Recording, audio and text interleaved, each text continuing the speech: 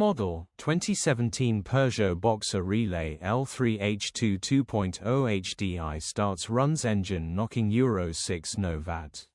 Body, white, panel van. Mileage, 162247. MOT, the 9th of July 2025. Engine, 1997 ccdw10 FUD.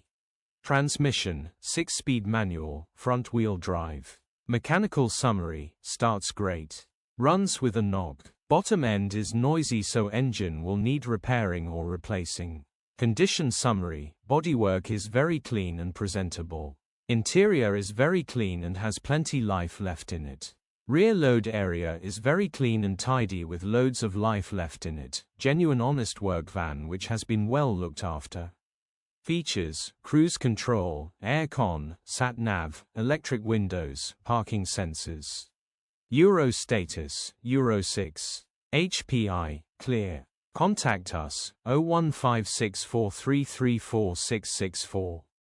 Click the link in the description.